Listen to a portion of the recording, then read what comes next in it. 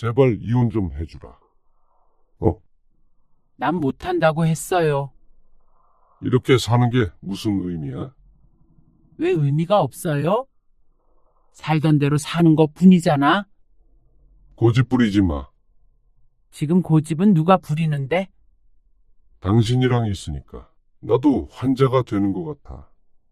당신 그렇게 집에서 무기력하게 있는 거 보면 나도 볼 때마다 힘 빠져. 사는 게 아니다. 당신 이기심 때문에 지금 나까지 환자로 만들고 있는 거야. 오늘 이야기 속 주인공은 52세 강병희 씨입니다. 그리고 그녀의 남편에 관한 이야기이죠. 중병에 걸리니 가장 먼저 강 씨를 배신한 사람은 다른 누구도 아닌 강 씨의 배우자 송경철이었습니다. 상상하지도 못했던 남편의 이혼 제안. 항암을 거치며 머리도 빠지고 눈썹도 빠진 스스로의 모습을 보는 것도 힘겨운데 이제는 이 나이에 이혼녀가 되라는 남편의 말에 강 씨는 삶의 의지가 사라지는 기분이었습니다. 암 진단을 받았을 때, 수술대에 올라갔을 때, 첫 항암을 했을 때, 그 어느 때보다도 고통스럽고 암담한 기분이었습니다. 끔찍했습니다. 앞으로 살아갈 나날들이 막막했습니다. 발가벗겨져 집 밖으로 쫓겨나는 어린아이가 된 기분이었습니다. 그러다 보니 나쁜 생각도 하게 되었죠. 하지만 왜 그래야만 하는지 몰랐습니다. 돈 때문에? 외로울까봐? 병수발 들어줄 사람 없어서? 어차피 암에 걸린 마당에 뭐가 두려운가 싶었습니다. 죽음을 떠올렸다면 사는 것은 왜 못하나 생각하니까 당신은 더 이상 남편이란 존재를 필요로 하지 않게 되었습니다. 홀로 서야겠다는 결심이 들었죠. 강 씨는 식탁 위에 놓인 반찬들을 바라보며 젓가락을 들었습니다. 김치찌개에서 모락모락 김이 올라오고 있었지만 그녀의 시선은 어딘가 허공에 머물러 있었습니다. 복부 깊은 곳에서 올라오는 둔한 통증이 또다시 시작되었습니다. 엄마, 왜 안 먹어? 대학을 졸업하고 얼마 전 취직을 한 딸이 오랜만에 함께 저녁을 함께 했습니다. 아들은 대학에서 모임이 있다면서 오늘 늦는다고 했습니다. 먹고 있어. 너도 많이 먹어. 요새 일하느라 힘들다며. 당신 병원 가봐야 하는 거 아니야? 식사가 끝나고 설거지를 하고 있는데 남편이 조용히 다가와 물었습니다. 딸에게 들리지 않게 하려고 기다린 것 같았습니다. 그러게. 가봐야 하나? 석 달째 계속되는 피로감과 통증. 처음엔 갱년기 증상이려니 했지만 최근 들어 조금 다른 생각이 들었습니다.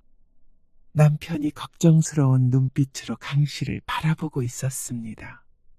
무뚝뚝한 듯 보이지만 말없이 다정한 것이 강 씨의 남편이었습니다. 내일 병원 가볼게. 걱정 마요. 괜한 일로 남편을 신경 쓰게 한 것 같아서 미안한 듯 미소를 지었습니다. 회사 일로 바쁠 텐데 자신이 빨리 병원에 다녀와야 남편 걱정을 하나 덜어주는 것일 듯해서 말이죠. 다음 날 강 씨는 혼자 동네 내과를 찾았습니다. 의사는 강 씨의 배를 짚어보더니 내시경을 권유했습니다. 그런데 다음에 찾아가서 내시경을 했더니 조직 검사가 필요하다고 말했습니다. 그 말에 강 씨는 덜컥 겁이 났습니다. 단순 물혹일 수도 있는데요. 큰 병원 가서 확인해 보세요. 불안하기는 했어도 강 씨는 설마 큰 병일 거라고는 생각하지 않았습니다. 하지만 정말로 혹시 모르니까 검사를 안 해볼 수는 없었습니다. 그래서 강 씨는 나를 잡아서 남편과 함께 검사를 받으러 가게 되었습니다. 강 씨는 남편과 나란히 앉아 순서를 기다렸습니다. 남편도 긴장이 되는지 평소보다도 말이 없었습니다. 가끔 강 씨의 손을 잡았다가 놓기를 반복했습니다. 그리고 강 씨의 검사는 이날 끝나지 않았습니다. 조직 검사를 거쳐서 최종적인 검사 결과를 받게 되는 데까지는 시일이 한참 걸렸습니다. 위암 3기입니다. 전이는 진행되지 않았지만 최대한 빨리 수술 날짜 잡고요. 이후에 항암 치료도 시작해야 합니다. 강 씨는 귀에서 윙 하는 소리가 났습니다. 암이라는 단어가 머릿속에서 맴돌았습니다. 병원을 나와 주차장으로 가는 길, 남편이 갑자기 걸음을 멈췄습니다. 미진 엄마, 강 씨가 바라보자 남편이 말했습니다. 당신 괜찮겠지? 괜찮을 거라는 말이 아니라 남편은 오히려 강 씨에게 확인받고 싶은 것 같았습니다. 남편은 강 씨만큼이나 정신이 없어 보였습니다. 괜찮겠죠? 애들한테는 천천히 얘기하자. 아직 내가 준비가 안 된 것 같아요. 강 씨는 차에 올라타 창밖을 바라봤습니다. 서로 대화가 오가지는 않았습니다. 평범했던 일상의 풍경들이 갑자기 소중하게 느껴졌습니다. 거리의 가로수, 횡단보도를 건너는 사람들. 모든 것이 그대로인데 자신만 다른 세계로 떨어진 기분이었습니다. 여보, 회사 다녀올게. 잘 다녀와요. 혼자 있을 수 있지? 내가 애인가? 암 진단을 받고 남편은 갑자기 다정해졌습니다. 수술 날짜를 아직 잡지 못해 초조했던 참이었는데 남편의 행동에 어쩐지 마음이 조금 가벼워졌습니다. 그리고 20일 뒤로 수술 날짜가 정해진 다음 강 씨는 자식들에게 병을 알렸습니다. 자식들도 크게 놀란 것 같았습니다. 매일같이 술 마시러 다니느라 바빴던 아들이 웬일인지 사흘 동안이나 꼬박꼬박 집에 일찍 들어왔습니다. 강 씨를 볼 때마다 눈이 빨간 것이 안 보이는 곳에서 울기라도 한 모양이었습니다. 그리고 수술 전날 밤 강 씨는 잠을 이루지 못했습니다.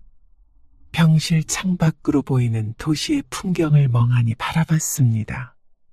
남편은 보호자 침대에서 새우잠을 자고 있었습니다. 회사 일도 바쁠 텐데 그런 남편이 짠했습니다.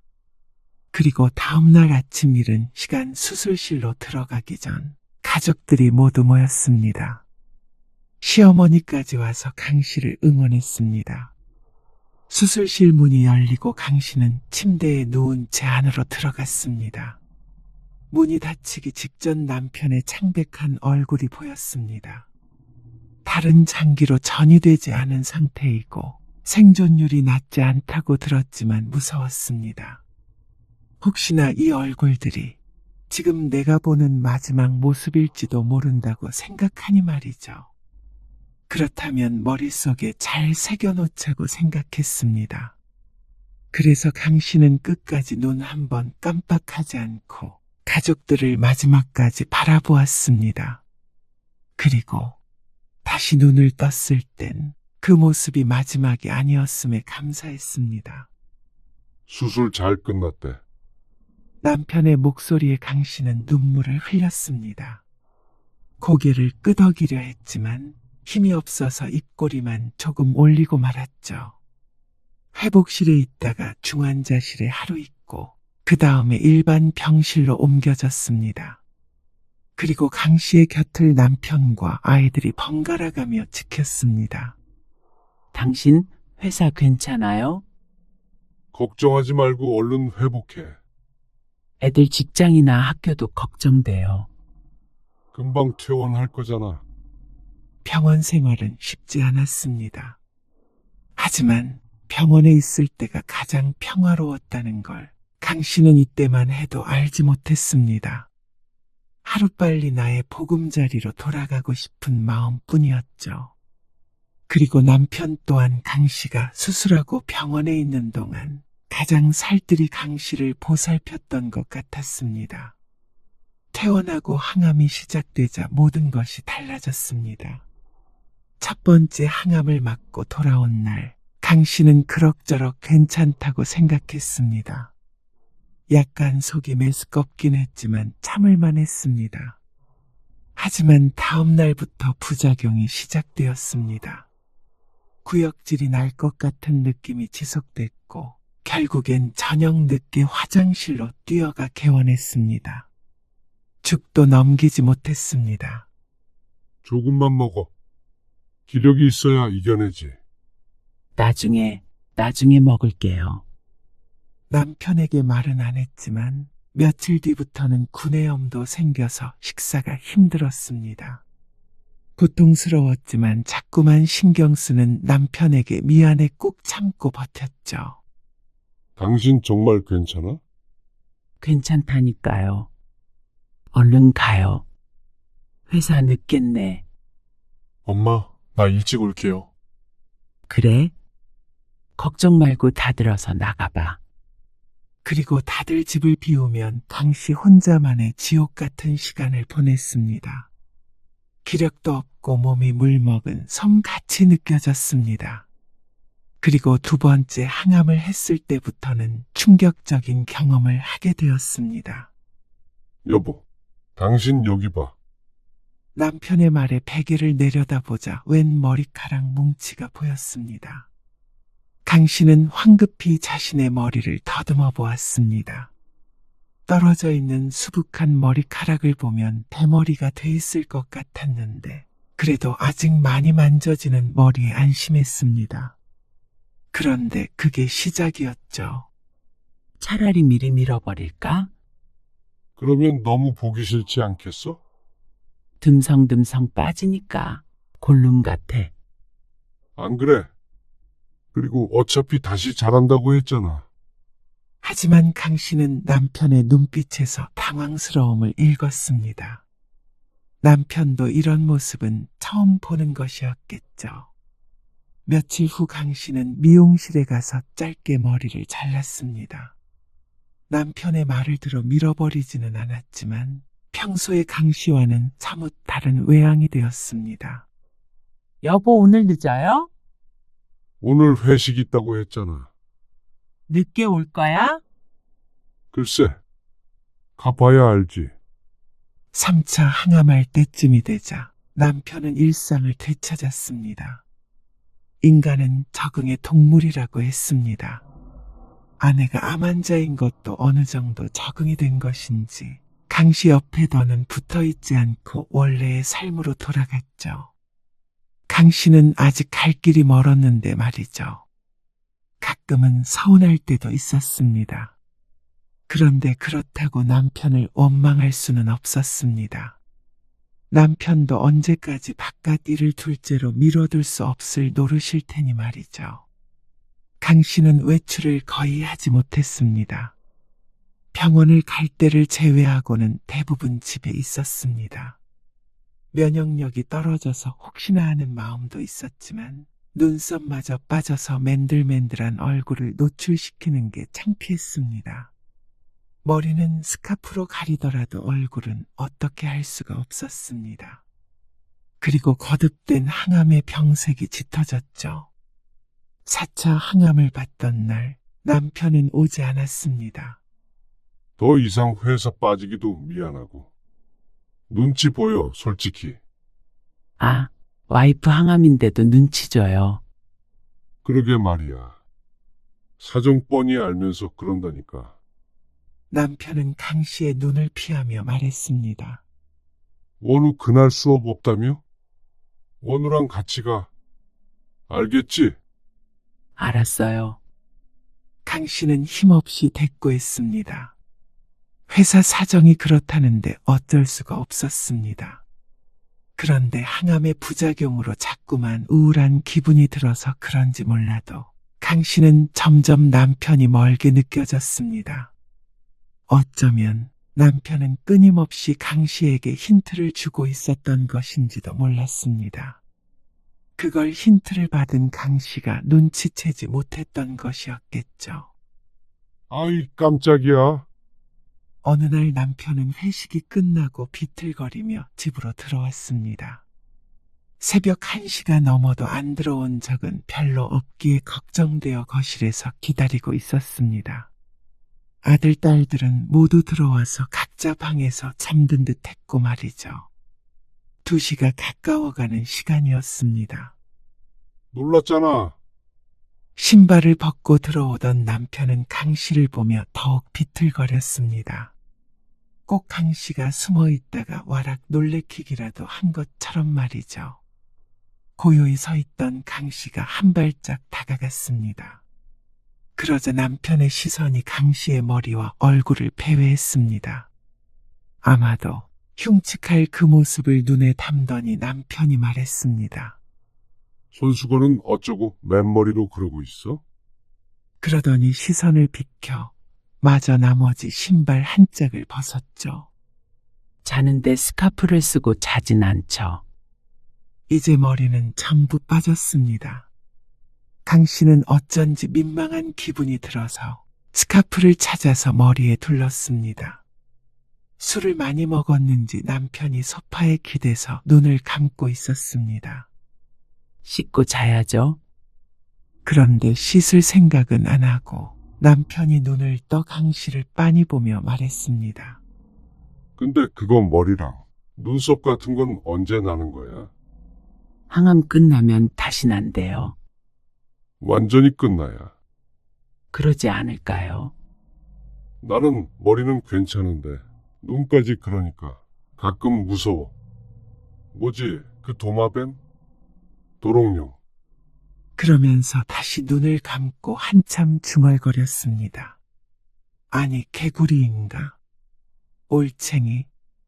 아무래도 눈 주위에 털이 없는 생명체를 전부 떠올리는 중인 것 같았습니다.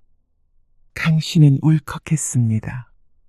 강 씨도 가끔 거울을 보면 스스로의 얼굴이 낯설었습니다. 머리가 빠진 것보다도 눈썹과 속눈썹이 빠졌을 때 더 충격이 컸습니다. 살도 많이 빠져서 누가 보아도 암환자답게 보였습니다. 그런 그녀에게 남편은 더 이상 괜찮다고 해주지 않았습니다. 남편은 10분 정도 그렇게 앉아있다가 일어나 비틀거리며 욕실로 들어갔습니다. 강 씨는 결국 스카프를 다시 벗고 침대에 누워 천장을 바라봤습니다. 어서 항암이 끝나서 새로운 머리가 자랐으면 했습니다. 그리고 5차 항암에도 남편은 오지 않았습니다. 야근이 잦아졌고 회식도 어찌나 많은지 몰랐습니다. 자연스레 남편과 함께하는 시간은 줄었습니다. 그러던 어느 날 오랜만에 주말에 소파에 둘이 나란히 앉아 텔레비전을 볼 때가 있었습니다. 우연치 않게 암 환자의 투병에 관한 다큐멘터리가 나오고 있었습니다. 우리도 저렇게 한적한 곳에 가서 살까? 애들도 다 컸잖아요. 강 씨가 문득 떠오른 말을 내뱉자 남편은 어쩐지 딱딱한 음성으로 대꾸했습니다. 그럼 내 인생은? 회사는 어떻게 하고? 그 말에 강 씨는 말문이 턱하고 막혔습니다. 강 씨와 남편은 말없이 텔레비전을 응시했습니다. 그런데 잠시 뒤 항암 후 고통스러워하는 텔레비전 속 남자를 보고 남편이 무심한 목소리로 말했습니다. 그래도 당신은 다행이다. 뭐가요? 당신은 후유증 별로 없잖아. 저런데 나오는 사람들은 좀 과장하는 것도 있겠지. 남편의 말에 강 씨는 아무 말도 하지 못했습니다. 강 씨가 후유증이 없다고 어떻게 저렇게 단정지어 말할 수 있는지 몰랐습니다. 함께 사는 사람이라면, 강 씨에게 조금이라도 관심이 있는 사람이라면 모를 수가 없었습니다. 강 씨가 애써 티내지 않기 위해 노력해도 감춰지지 않는 부분들이 있으니 말이죠. 지금은 수시로 어지럽고 미각조차 없어서 밥도 제대로 못 먹었습니다. 아마 오랜만에 보는 사람은 강 씨를 못 알아볼 것 같기도 했습니다. 그런데 너무나도 간단하게 강 씨는 부작용이 없다고 텔레비전에 나오는 사람이 연기하는 거 아니냐는 말을 하는데 강 씨는 어떠한 대꾸도 할 수가 없었습니다. 안 아파서 말을 안 한 게 아니었습니다. 남편이 직장 일로 스트레스를 받는 것 같아서 거기에 환자까지 돌봐야 하는 부담감까지 줄 수 없어서 혼자서 감내해야겠다 싶었습니다. 그리고 최근 들어 더욱 강 씨에게 무관심해진 남편 때문이기도 했죠. 나 먼저 잘게. 남편은 강 씨의 반응은 살피지도 못한 채 안방으로 먼저 들어가 버렸습니다. 혼자 남겨진 강 씨는 허탈한 웃음인지 한숨인지를 내쉬었습니다. 하지만 앞으로 남은 여정 동안 남편도 함께 괴로워하지 않길 바랐습니다. 남편이나 자식들만큼은 평범하게 평소처럼 지내길 원했죠. 그래서 강 씨는 또다시 섭섭함을 한숨과 함께 흘려보내버렸습니다. 완치가 된 후엔 다시 모든 것이 제자리를 찾을 것이라고 생각했습니다. 머리카락이 다시 자라듯 말이죠. 여보, 얘기 좀 하자. 무슨 얘기? 그로부터 일주일쯤 흘렀을까. 남편이 문득 말을 걸었습니다.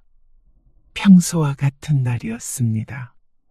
아니, 그날은 강 씨의 컨디션이 조금 좋은 것 같기도 했습니다. 평소보다도 밥을 더 많이 먹었고 아침엔 아파트 단지도 한 바퀴 돌고 왔어 상쾌했죠. 우리 이혼하자. 그래서 남편의 말이 얼른 입력되지 않았습니다. 모르는 외국어를 들은 듯 눈만 꿈뻑거리고 있었죠. 남편이 친절하게 다시 한번 말해주었습니다. 이혼하자.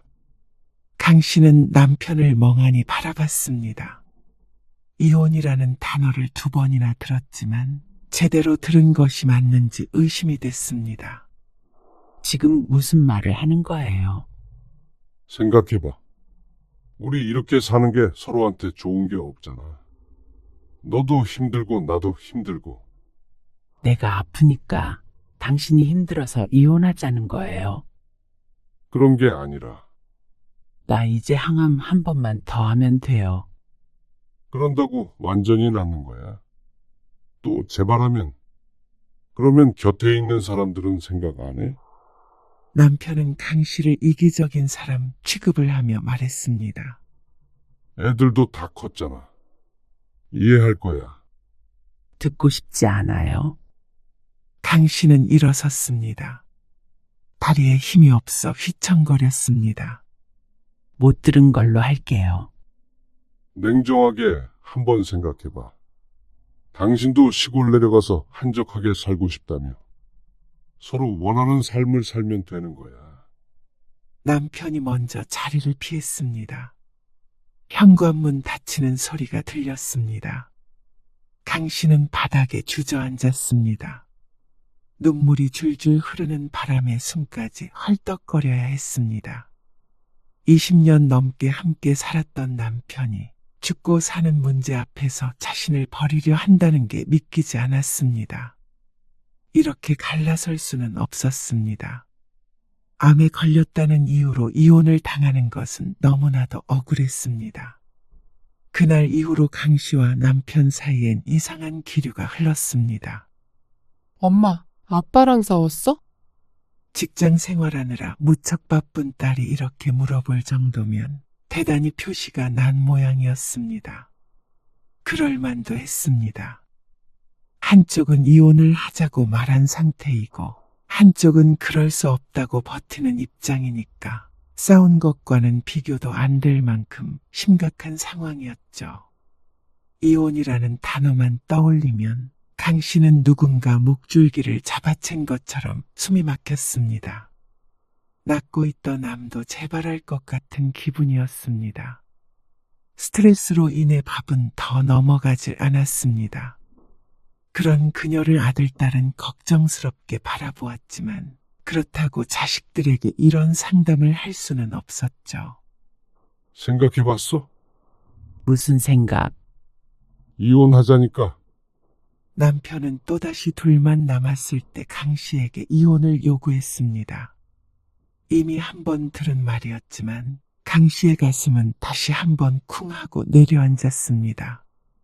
암에 걸린 것인 이토록 억울한 건 처음이었습니다. 당신은 어떻게 가장 힘들 때 내 손을 놔? 내가 1년을 투병했어. 2년을 투병했어?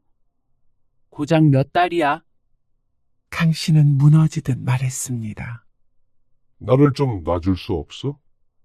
자신을 놔달라는 말에 강 씨는 숨이 멈췄습니다. 믿기지 않았습니다. 수술 후에 병실에서 곁을 지키던 그 남편이 맞나 싶었습니다. 전혀 다른 사람이 눈앞에 서 있는 것 같았습니다. 바빠서 소홀하다고 느꼈던 남편이 사실은 이미 강 씨를 떠날 준비를 해오고 있었던 것 같았습니다. 아니, 마음은 이미 저 멀리 가 있는지도 몰랐죠. 강 씨는 울고 싶지 않았습니다. 아무 일도 아니라는 듯 의연히 남편을 설득하고 싶었습니다. 당신 힘든 거 알아. 막막하게 느껴져서 그런 거지. 근데 일단 치료받을 동안 기다려주면 안 돼. 남편이 암에 걸린 강 씨를 이해하지 못하듯 강 씨도 암에 걸린 가족을 보살펴야 하는 남편의 마음을 전부 이해하지는 못하는 게 당연했습니다. 특히나 지금 가장 힘든 시기를 겪고 있었고 그런 강 씨를 보는 남편도 막막하고 까마득해서 모두 그만두고 싶을 수도 있었죠. 그래서 강 씨는 남편을 붙잡았습니다. 이대로 이혼을 한다면 분명 후회할 것 같았습니다. 강 씨도 남편도 말이죠. 힘들어서 마음이 흔들리고 판단력이 흐려진 것이 분명하다고 생각했습니다. 하지만 남편은 강 씨의 호소에도 무감한 표정으로 대꾸했습니다. 우리 각자 새 출발하자.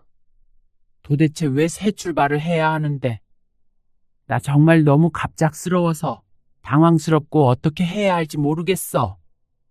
나도 너한테 이혼 얘기 꺼내기까지 얼마나 많은 고민을 했겠냐. 여보, 나한테 어떻게 이래? 어떻게 이혼을 하자고 그래? 당신도 나 말고 건강관리에만 신경 써. 남편은 또다시 먼저 자리를 떴습니다. 더는 강 씨의 말을 듣고 싶지 않은 것 같았습니다. 멍하니 거실에 앉아 있는데 아들이 귀가했습니다. 엄마, 왜 울어? 아파? 아들이 놀라서 다가왔습니다. 아니야. 아까 드라마를 봤는데 그게 갑자기 생각이 나서. 아픈 건 아니지? 안 아파, 이제. 얼른 씻어. 밥 차려줘. 아니, 먹고 왔어. 그럼 엄마는 좀 쉴게. 강 씨는 딸 방으로 들어가 침대에 누웠습니다. 딸이 오늘 늦게 들어온다고 했으니 남편이 잠들면 나갈 생각이었습니다. 강 씨는 이불에 파묻혀 오열했습니다. 아들도 남편도 듣지 못하게 숨죽여서 말이죠. 암 진단을 받은 후 그렇게 괴로워도 아파서 온 적은 없었습니다. 그런데 몸보다도 마음이 아픈 것을 더 견디기 힘들었습니다. 갑자기 이 가정이 사라진다고 생각하니까 두려웠습니다. 아들도 딸도 함께하는 이 집이 절반으로 쪼개지면 강 씨도 제대로 살 수 없을 것 같았습니다. 암이 완치가 된다고 하더라도 말이죠. 강 씨는 그 뒤로 모른 척하고 살았습니다. 이혼하자는 말을 들은 적 없는 척, 안 아픈 척, 암에 걸리기 전처럼 애들 뒷바라지하고 남편 셔츠를 다리고 잠시나마 활력이 생기는 것 같았습니다. 이러면 남편도 이혼 생각은 쏙 들어갈 거라고 여겼습니다. 남편은 강 씨와 마주칠 때마다 할 말이 있다는 표정을 지었고 강 씨가 외면하면 한숨을 쉬었습니다. 강 씨는 그조차도 못 들은 척 했습니다. 그러다가 어느 날 남편이 폭발했습니다. 제발 이혼 좀 해주라. 난 못한다고 했어요. 이렇게 사는 게 무슨 의미야? 왜 의미가 없어요? 살던 대로 사는 것 뿐이잖아. 고집 부리지 마. 지금 고집은 누가 부리는데? 당신이랑 있으니까 나도 환자가 되는 것 같아. 당신 그렇게 집에서 무기력하게 있는 거 보면 내도 볼 때마다 힘 빠져. 사는 게 아니다. 당신 이기심 때문에 지금 나까지 환자로 만들고 있는 거야. 강 씨는 남편의 말에 큰 충격을 받았습니다. 남편은 그날 간단한 짐만 들고 나가버렸습니다. 아들이나 딸은 아버지가 어디 갔느냐 물었지만 강 씨는 솔직하게 말할 수 없었습니다. 그리고 이틀 뒤 시어머니에게서 전화가 왔습니다. 네가 고생이 많다. 시어머니는 강 씨를 위로했습니다. 남편은 시집에 가 있는 것 같았습니다. 근데 말이야, 원우 엄마, 너도 이제 그만 놓아줘라. 우리 경철이도 힘들어. 암 걸린 부인 병수발 들 수 있는 남자가 몇이나 되겠어? 어머님, 저 나을 거예요. 곧 죽는 거 아니에요. 그걸 네가 어떻게 장담하냐? 그리고 너는 자존심도 없니? 그러면서 혀를 차는 시어머니의 목소리를 들으며 강 씨는 눈을 질끈 감았습니다. 차라리 남편이 바람이라도 난 것이었으면 했습니다. 그러면 마음껏 원망하고 욕을 퍼부어줬을 것이었습니다. 시어머니에게도 당신 아들이 바람을 펴서 내가 억울해 미치겠습니다. 당신이 책임지십시오. 그렇게 말할 수 있을 것 같았습니다. 그런데 어째서 아픈 건 강씨인데 죄책감을 느껴야 하는 것도 강씨인지 왜 모두들 강씨가 민폐를 끼치고 있는 것처럼 말하는지 몰랐습니다. 세상에는 아프고 싶어서 아픈 사람이 없는데 말이죠. 강씨는 6차 항암을 앞두고 있었습니다. 예정된 항암은 이것이 마지막이었는데 기뻐할 수 없었습니다. 반대로 그 어느 때보다도 암울한 나날을 보냈습니다.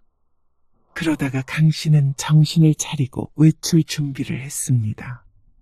집은 나갔어도 출근을 할 것이기에 남편을 찾아가서 단판을 지을 생각이었습니다.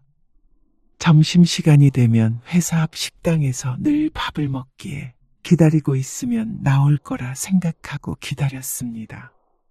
그런데 강 씨가 조금 늦어서 남편과 엇갈렸는지 회사 건물을 빠져나오는 남편과 마주치질 못했습니다.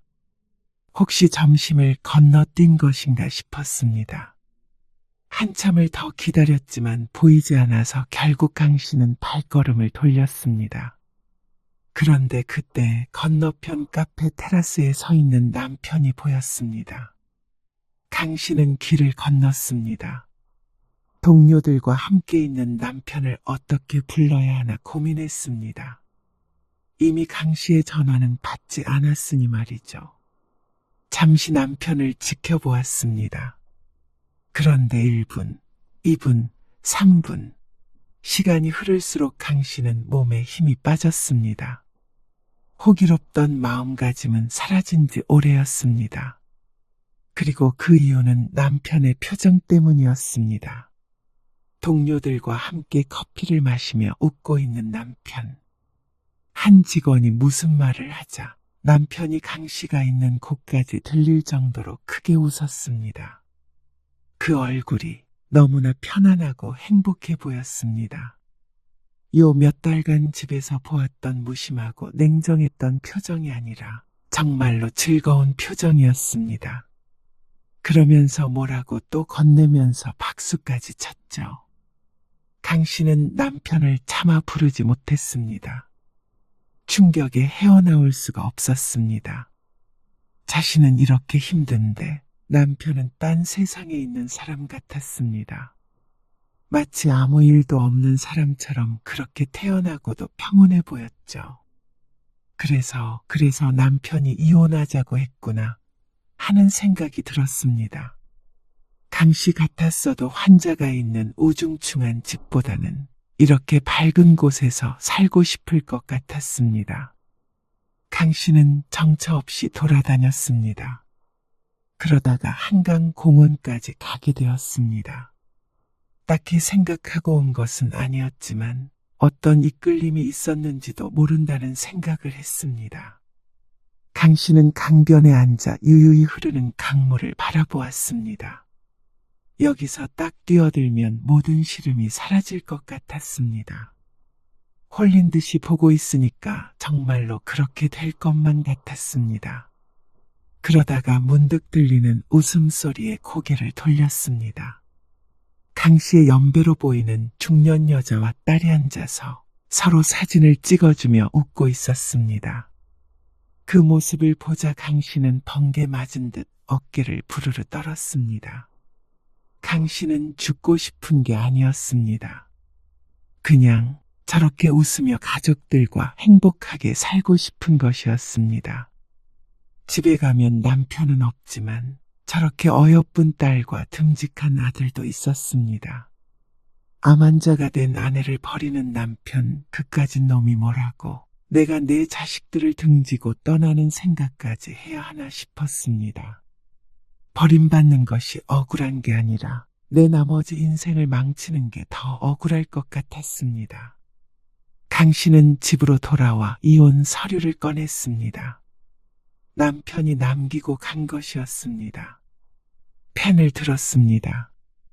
손이 떨렸지만 망설일 이유는 없었습니다. 마지막 도장을 찍었을 때 강 씨는 눈물이 났지만 후련했습니다. 여보, 원하는 대로 이혼해 줄 테니까 전화 받아. 강 씨가 남편에게 메시지를 보내자 그렇게 연락이 닿지 않던 남편이 단번에 전화를 해왔습니다. 그래. 잘 생각했어. 당신 후회 안 할 자신 있지? 후회할 거였으면 당신한테 이혼하자는 소리도 안 했어. 그래, 하자. 이혼? 고맙다, 병이야. 자식들에게는 미안했습니다.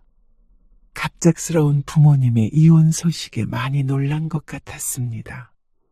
엄마 아픈데 이 시기에 이혼하는 거 괜찮아? 아들, 딸은 오히려 강 씨를 걱정했습니다. 의외로 반대는 없었습니다. 놀라기는 했어도 어느 정도 이상한 느낌을 받았을 수도 있었겠죠. 어쩌면 부모보다도 예민한 것이 자식들이었으니 말이죠. 그리고 이혼하기 전 강 씨는 6차 항암을 했습니다. 이제 머리카락이 날 거라는 말에 강 씨는 안심했습니다. 이게 끝이라고 할 수는 없었고 앞으로도 많은 검사를 해야 하고 치료를 해야겠지만 그래도 큰일은 전부 마친 것 같았습니다. 항암이 제일 괴로웠는데 항암을 완료했다는 것만으로도 숨통이 트이는 것 같았습니다. 이제 진짜 제대로 살아봐야겠다 싶었습니다. 항암이 끝나고 2달쯤 뒤 강 씨는 남편과 완전히 갈라섰습니다. 지난날 집을 나갔던 남편은 한 번도 들어오지 않았고 그대로 끝이었습니다. 아파트에선 강 씨와 2 자식이 살기로 했고 재산 분할을 했습니다. 집은 있어도 앞으로 살 길을 도모해야 했습니다. 전업주부로만 살았으니 돈 들어올 구석은 없었고 가진 것만 지키며 살기엔 남은 인생이 길었습니다. 물론 앞으로 재발하지 않는다는 가정하에서 말이죠. 강 씨는 100살까지 살기로 마음먹었습니다. 마지막 항암이 끝나고도 한동안 고생했습니다. 후유증이 있어서 밥도 많이 못 먹었죠. 입맛이 조금씩 돌아온 건 3개월 정도 흐른 뒤였습니다. 그제서야 살이 조금씩 다시 붓기 시작했습니다. 강 씨의 노력 덕분이었습니다. 그리고 10달 정도 흘렀을 때 강 씨는 더 이상 병자처럼 보이지 않았습니다. 그냥 조금 마른 체격의 머리가 짧은 중년 여자일 뿐이었습니다. 손님, 이거 하나 더 드릴게요. 많이 드세요. 강 씨는 반찬 가게에 취직했습니다. 사실 취직이라고 하기엔 그렇고 하루에 5시간씩 아르바이트를 하고 있었습니다. 동네에서 오래된 반찬 가게고 강 씨도 종종 반찬을 사러 방문했던 곳인데 마침 사람을 구한다기에 덜컥 지원했죠. 손님들을 만나면서 강 씨도 조금씩 활력을 찾았습니다. 일을 하니 시간도 빨리 가고 쓸데없는 생각도 줄었습니다. 무엇보다 돈을 버니까 너무 좋았죠. 쉬엄쉬엄 해요. 사장님은 60대 후반의 여성이었습니다. 그리고 그녀도 10년 전 유방암에 걸렸었다고 했습니다. 그래서인지 강 씨에게 유난히 잘해주었습니다. 나도 그때 참 힘들었어요. 근데 일하면서 낫던데요. 몸을 움직이니까 마음도 따라오더라고요. 아이고, 근데 이제 나이 들어서 그만할 때가 되긴 했지. 그러던 어느 날이었습니다. 강 씨에게 뜻밖의 행운일지 기회일지 사장님이 제안했습니다. 나는 이제 이 장사 접고 우리 딸 사는 데로 이사 가려고 하는데 혹시 가게 인수해 볼 생각 있어요? 제가요? 하던 대로만 하면 되지. 손님들도 좋아하잖아요. 강 씨는 망설였습니다. 하지만 왜인지 도전하고 싶었습니다. 이전 같았으면 절대 하지 못할 생각이었습니다. 강 씨는 며칠 동안 고민했습니다. 그런데 그런 그녀를 아들과 딸이 응원해줬습니다. 나는 좋을 것 같은데. 쉬는 날에 나도 돕고 할게. 나도. 그래서 강 씨는 결심했습니다. 보험금 받은 것을 보태서 반찬 가게를 인수하기로 했습니다. 다행히도 큰돈 들이지 않고 넘겨받을 수 있었습니다. 처음에는 주인이 바뀌어서 그런가 장사가 그전만 못하게 됐습니다. 그럼에도 강 씨는 좌절하지 않았습니다. 이보다 더 한 일도 겪어봤다 생각하면 순간의 어려움은 충분히 극복할 수 있는 것이었습니다. 강 씨는 아들, 딸과 머리를 맞댔습니다. 그리고 메뉴를 새로 구성했습니다. 환자들 혹은 건강을 중시하는 사람들을 위한 저염 반찬과 샐러드 같은 것도 신메뉴로 넣었고 유기농 채소를 사용한 반찬도 내놓자 새로운 층의 손님이 생기기 시작했습니다. 손님 중에는 암 환자도 있었죠. 그렇게 강 씨도 어엿한 반찬 가게 주인이 되어 있었습니다. 아직 큰 돈이 되는 것은 아니었지만 어디 가서 돈벌이를 한다고 할 정도는 충분히 되었습니다. 회사처럼 정년이 있는 것도 아니고 전 사장님도 거진 70세까지 했으니 강 씨도 앞으로 20년 정도는 할 수 있지 않을까 싶었습니다. 그렇게 생각하니 무척 든든했습니다. 이혼할 때 가장 걱정됐던 것 중 하나가 바로 돈이었습니다. 남편에게 경제적으로 독립을 하지 못하니까 두려운 마음에 그렇게 더 매달렸던 것도 같았습니다. 그런데 이제 경제적으로 여유가 생겼다고 생각하니까 이혼하게 된 게 덜 불행하게 느껴졌습니다. 어쩌면 남편이 말했던 것처럼 새로운 삶을 시작한다고 생각하게 되었습니다. 새로 태어난 것 같았습니다. 엄마, 내일 쉬지? 응. 왜? 우리 셋이 다 같이 바람 쐬러 가자고. 어머, 좋지? 어쩐지 자식들과는 더욱 돈독해진 기분이었습니다. 아들은 가끔 남편과 연락을 하는 것 같았지만 딸은 배신감이 큰지 남편 이야기를 꺼내지 않았습니다. 하지만 강 씨는 딸이 남편과 연락을 하거나 만난다고 해도 상관없었습니다. 이제는 정말 괜찮은 기분이었습니다. 그러던 어느 날이었습니다. 가게로 남편이 찾아왔습니다. 대단한데. 남편이 가게를 둘러보며 말했습니다. 크지는 않아도 번듯한 가게였습니다. 강 씨는 반찬은 담으며 물었습니다. 여긴 어떻게 알고 왔어요? 원우가 말해줬어. 용건이 뭔데요? 그냥 얘기를 나누고 싶어서. 나는 할 얘기 없어요. 차가운 강 씨의 반응에 남편이 머뭇거렸습니다. 그때는 내가 당신한테 너무 상처를 줬지? 강 씨는 대답하지 않았습니다. 무슨 말을 하고 싶은지 몰랐습니다. 건강해 보여서 좋네. 다행이야. 남편의 말대로 강 씨는 건강해 보였습니다. 볼살도 차서 전처럼 헬쑥한 느낌이 없었고 머리도 많이 길러서 하나로 묶은 상태였습니다. 여전히 병원에 다니면서 관리 치료를 받고 있었지만 예후가 좋았습니다. 전이되지도 않았고 재발되지도 않았습니다. 이따가 애들이랑 다 같이 식사할까? 강 씨는 반찬통을 내려놓고 남편을 빤히 쳐다보았습니다. 그러자 남편이 머쓱한 표정으로 말을 이었습니다. 아니, 가족들이 다 같이 밥 먹은 지도 오래됐잖아. 애들이 당신한테 가족일지는 몰라도 내가 당신 가족은 아니죠? 여보, 여보? 이혼한 사이에 그렇게 부르면 실례예요. 여보, 내가 이렇게 온 건 당신한테 용서를 구하려고 온 거야. 어처구니 없는 말이었습니다. 갑작스럽게 이혼하자고 하더니 이번에도 또 일방적으로 갑자기 용서를 구하겠다니. 이렇게 이기적인 사람이 다 있나 싶었습니다. 서로 용서할 만한 사이가 아니잖아요, 이제. 용서를 하기엔 너무 멀리 왔고 용서를 한다고 한들 달라질 수 있는 게 없었습니다. 이런 의미 없는 말을 하려고 왔나 생각하는 찰나에 남편이 말했습니다. 나 다시 우리 집으로 들어가서 살고 싶어. 뭐라고요? 다시 예전처럼 우리 네 식구 그렇게 행복하게 살면 안 될까? 새 출발한 거 아니었어요? 왜요? 건강해진 것 같으니까 이제 안 죽을 것 같아서 그래?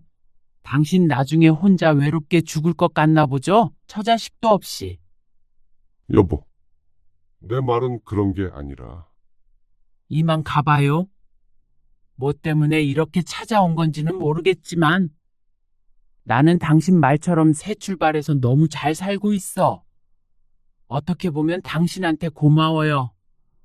당신 아니었으면 꿈도 못 꿨을 것 같아. 집에서 살림만 하다가 나이 들어서 쓸모없는 취급받고 그렇게 늙어갔겠지. 내가 왜 당신을 쓸모없게 생각하겠어? 아프니까 바로 내쳐버린 사람이 할 말은 아니죠. 그게 아니라 당신도 날 이해해줘야 해. 나도 힘들었다고. 암 환자만큼 힘들었어요?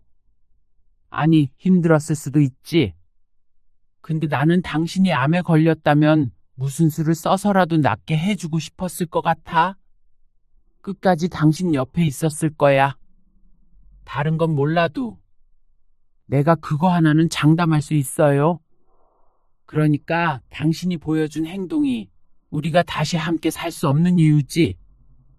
여보, 이만 나가줘요. 손님 들어와야 하는데 좁네. 강 씨는 남편을 그렇게 보내버렸습니다. 시간이 흐르니 혼자 지내는 재미는 줄고 외로움이 커졌을 수도 있었습니다. 아니면 이제와 죄책감을 느꼈을 수도 있겠죠. 하지만 그런 건 강 씨에겐 전혀 상관이 없었습니다. 이제는 아무런 감흥도 주지 못했습니다. 남편을 다시 보면 괴로울 것 같았지만 막상 보니 그렇지 않았습니다.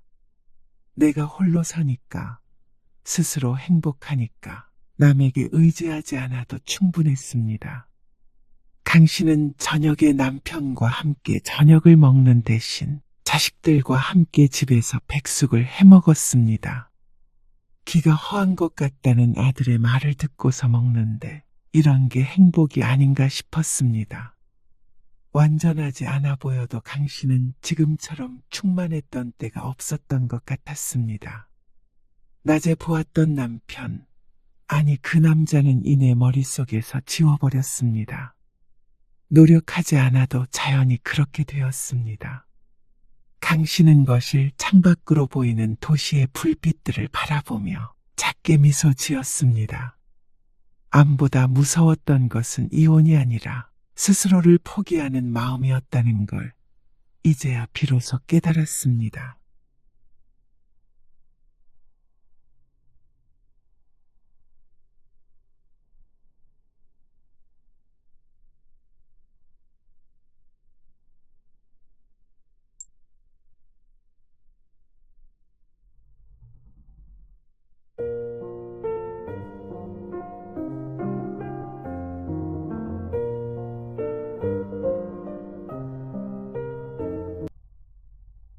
이걸 왜 버린 거야? 안 먹을 거면 그렇다고 말을 해야지. 죄송해요. 이번에 몸이 좀 안 좋아서. 몸이 안 좋을 때 먹으라고 지어준 게 보약이잖아. 그리고 이번이 처음도 아니라며? 이 아까운 걸 왜 버려? 차라리 날 주던가 하지. 매달 18만 원씩 내고 있는 거란 말이야. 18만 원이라고요? 그래. 30호에 18만 원. 비싸고 안 비싸고를 떠나서 현우 엄마 위해서 보내준 건데 그걸 이렇게 버려버리니? 내가 며느리 기가 허한 것 같아서 제일 좋은 걸로 보내달라고 한 거란 말이야. 아, 엄마. 근데 어쨌거나 엄마가 현우 엄마 주신 거잖아요. 그러면 어떻게 하든지 현우 엄마 재량 아닌가요? 오늘 이야기 속 주인공은 67세 남동주 씨입니다. 그리고 그녀의 아들과 며느리에 관한 이야기이죠. 남 씨는 시어머니가 해준 반찬이나 김치를 버리는 며느리는 봤어도 보약을 버린다는 며느리 이야기는 들어본 적이 없었습니다. 아이 낳고 기가 허해서 힘들다던 며느리. 그래서 남 씨의 아들과 육아 문제로 자주 다퉜다 들었습니다. 그래서 기력 보충하라고 흑염소진액도 매달 사주었고 아이도 봐줬습니다. 그런데 제일 좋은 것으로 주문해서 줬던 흑염소진액이 장장 5년간 쓰레기통에 처박히고 있었습니다. 매달 18만 원씩이었습니다. 남 씨는 며느리가 잘 먹는 줄 알고 비싼 쓰레기를 구매하고 있었던 것이었죠. 그 돈이면 남편과 유럽 여행을 다녀오고도 남을 돈이었습니다. 며느리를 위해서 시어머니가 그 정도도 못해줄까 하는 마음으로 며느리가 원하는 한은 앞으로도 사줄 생각이었습니다. 며느리는 그런 남 씨의 마음도 흑염소진액과 함께 쓰레기통으로 처박아 버린 것이었습니다. 돈도 돈이지만 그동안 쏟은 정성이 아깝고 후회가 됐습니다. 그런 심정을 아들 며느리가 과연 알기나 할지 몰랐습니다. 사람의 마음을 아무렇지도 않게 짓밟는 사람에게 진심 어린 사과를 바랄 수 없었습니다. 그렇다면 아들 내외의 방식으로 알게 해줄 수밖에요. 남 씨는 아들이 하나 있었습니다. 그리고 아들은 결혼을 했고 5년 전에 남 씨는 할머니가 되었습니다. 그리고 그 과정에서 우여곡절도 있었습니다. 아이는 아들 며느리가 낳았는데 왜 남 씨에게 우여곡절이 있었느냐면 그건 며느리 때문이었습니다. 언제 애기 보여줄 거야? 아이가 태어난 지 4개월 정도가 지났지만 남 씨는 아이를 한 번도 못 본 상태였습니다. 자꾸만 나중으로 미루는 아들 때문에 기다리고 또 기다렸지만 소식이 없어서 애가 다른 남 씨가 전화를 걸었습니다. 그러자 아들의 목소리가 좋지 않았습니다. 지원이가 컨디션이 너무 안 좋아서요. 왜? 어디 아파? 그냥 힘도 없고 그렇대요. 산후 우울증 그런 거 아니야? 그런 거 같기도 하고요. 잘 모르겠어요. 왜? 혹시 싸웠어? 그러자 아들의 한숨 소리가 들렸습니다. 네가 애 좀 봐주고 도와줘야지. 이 이상 어떻게 도와줘야 할지 모르겠어요. 새벽에도 보고하는데 낮에는 제가 도와줄 수가 없으니까요. 지원이는 빨리 복직하고 싶대요. 이걸 어째? 맛있는 것도 사 먹이고 하지 그랬어. 그때 보내준 돈은? 그걸로 갖고 싶은 것도 사고. 다 싫대요. 살도 많이 빠지고 힘들어해요. 아들의 말에 남씨도 근심이 생겼습니다. 애 보는 게 힘든 줄은 알지만 부부싸움을 할 정도로 며느리의 상태가 좋지 않다는 건 심각한 일이었습니다. 이번 주말에 오셔요. 언제까지 애기도 못 보실 수는 없으니까. 지원이한테는 제가 말할게요. 괜찮겠어? 네. 지난주에 장모님도 왔다 가셨어요.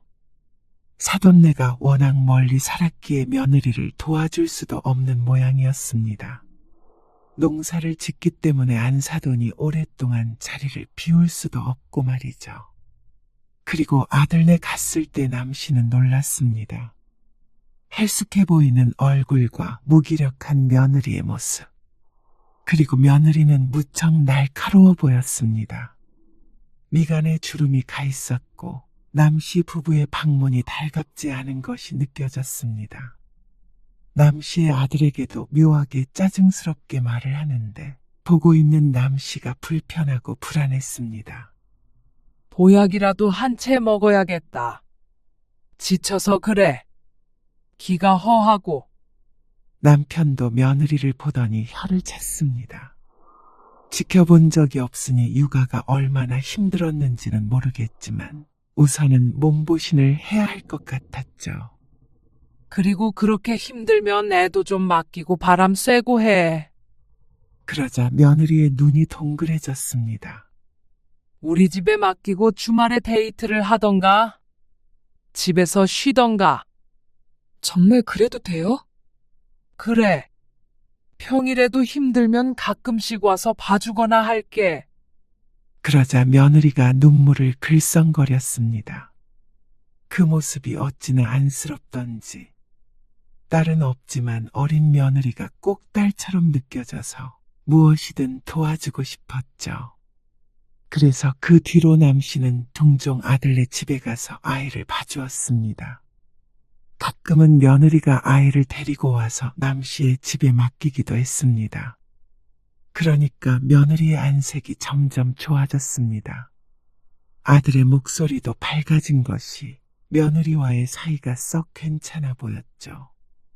흑염소 어디서 사야 하지? 흑염소가 좋대? 모임 여자들이 그러는데 흑염소가 여자한테 좋다고 그러던데요. 특히 애 낳고 나서는 몸보신 된다고 쭉 먹는 게 좋대요. 그래? 남편과 남씨는 흑염소 진액을 파는 곳을 수소문했습니다. 인터넷은 못 믿어서 주변에 묻고 물어서 직접 방문을 했죠. 이건 30호에 11만 원이고요. 여기 있는 건 30호에 18만 원이에요. 가격이 많이 차이 나네요. 아무래도 함유량이 다르고요. 녹용도 들어가 있고 그래서 프리미엄 진액이에요. 아, 우리 며느리 먹으라고 주려는데 출산한 지 얼마 안 돼서요. 그러면 아무래도 좋은 게 좋죠. 남씨는 잠시 고민했습니다. 한 번 먹고 말 것이 아니고 앞으로도 몇 번은 더 사주고 싶은데 매달 나갈 돈이라고 생각하면 가격 차이가 나긴 했죠. 그래도 좋은 거 해줘야지. 역시 그렇지? 그러면 18만 원짜리로 주세요. 30호면 한 달 먹으면 될 분량이었습니다. 한 달에 18만 원이면 적은 돈은 아니었지만 아이를 낳은 며느리에게 줄 생각을 하면 아깝지는 않았습니다. 인터넷에서 찾아보면 30호에 5만 원짜리도 있던데 어쩐지 그런 건 효능이 없을 것 같았죠. 어머님, 내일 현우 좀 봐주실 수 있으세요? 그래? 안 그래도 내가 지난번에 말했던 흑염소 있잖아. 그거 진액. 그거 가지고 갖다 주려고 했는데 잘 됐네. 현우 데리고 올 거야? 아님 내가 가야 해? 내일은 어머님이 와주실 수 있으세요? 그래. 알겠어. 다음 날 남씨는 흑염소 진액을 가지고 아들 집으로 갔습니다. 아들은 출근해서 집에 없었고 며느리만 아이를 붙들고 고군분투하고 있었습니다. 현우가 분유를 잘 안 먹으려고 해서요. 이리 줘. 내가 먹일 테니까 너 외출한다며. 외출 준비해. 네. 감사해요. 남 씨는 정성껏 아이를 돌보았습니다. 분유를 안 먹으려고 하길래 어르고 달래가며 겨우 한 병을 다 먹었죠. 그러니까 곱게 차려입은 며느리가 방에서 나왔습니다. 친구들 만나러 가니? 아, 네. 며느리가 민망하다는 듯이 대답했습니다. 그래. 그렇게 스트레스 풀고 그래야지. 네, 그럼 저 다녀올게요. 아, 잠깐만. 남 씨가 잠든 아이를 이불 위에다 눕혀놓고 얼른 부엌으로 향했습니다. 그러곤 밥솥에 넣어놓았던 흑염소 진액을 꺼냈죠.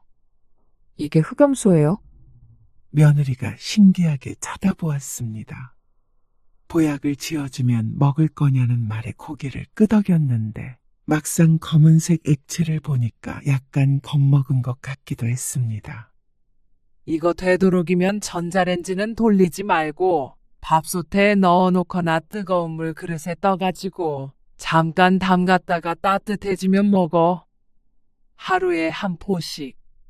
한 달치 먹을 거 있거든? 다음 달에 또 사줄게. 지금 하나 마시고 가. 귀퉁이를 가위로 잘라서 컵에다 따라서 내미니까 며느리가 코를 막고 마셨습니다. 냄새가 독하네요. 냄새는 그렇긴 한데 여자 몸에 그렇게 좋대? 꼭 마셔. 알겠지? 네. 감사해요. 며느리는 나가기 전에 다시 한번 양치질을 했습니다. 며느리가 나간 뒤로도 흑염소 진액 냄새가 잠시간 집안에 진동했습니다. 남 씨는 우유를 먹였던 젖병을 닫고 뜨거운 물로 끓여 소독기에 넣었습니다. 그러고서 뒤를 돌아보니 손자가 깨어날 것처럼 꾸물거렸습니다. 낮에는 길게 자는 법이 없는 손자였습니다. 아이고, 우리 현우.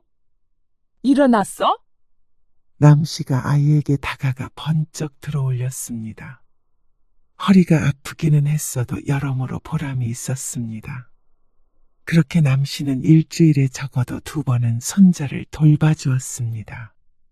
그건 손자가 조금 커서 어린이집에 가고 며느리가 다시 직장을 가게 되면서도 마찬가지였습니다. 오히려 더 자주 가게 되었습니다. 아들 며느리의 퇴근이 늦으면 남 씨가 어린이집에서 손자를 데리고 와서 돌봐줘야 했으니 말이죠. 흑염소 잘 먹고 있어? 네. 그럼요. 매일 한 포씩 먹고 있어요. 지원이가 얼마나 좋아하는데요. 그래? 네. 먹다 보니까 버릇이 됐어요. 그래. 그러면 다음 달에도 주문해줘? 그러면 저는 감사하죠. 며느리는 남 씨가 보내주는 흑염소 진액을 항상 먹었습니다. 처음에는 한 반년 정도 사줄 생각이었는데 물어볼 때마다 잘 먹고 있다고 하니까 계속 사줄 수밖에 없었습니다. 한 달에 18만 원이 며느리에게 정기적으로 매달 나가는 돈이 되었습니다. 그렇게 시간이 흘렀습니다. 어느새 5년이라는 시간이 지나 손자도 컸습니다. 그리고 그동안 남 씨는 비슷한 생활을 했습니다. 어머님, 저 오늘 약속이 있는데 혹시 밤까지 현우 좀 봐주실 수 있으세요? 규현이도 늦는데? 아, 같이 누구 좀 만나기로 해서요. 아, 둘이 같이? 응. 안 되세요? 미리 말씀 못 드려서 죄송해요. 규현 씨가 얘기한다더니 오늘 깜빡했다고 말하더라고요. 아이고, 그래. 어쩔 수 없지. 알았어. 그러면 이따가 현우 유치원에서 데리고 오면 돼? 네. 감사해요. 아, 근데 오늘은 우리 집은 안 될 것 같고, 너희 집에서 봐야 할 것 같은데 괜찮니? 아, 저희 집이요?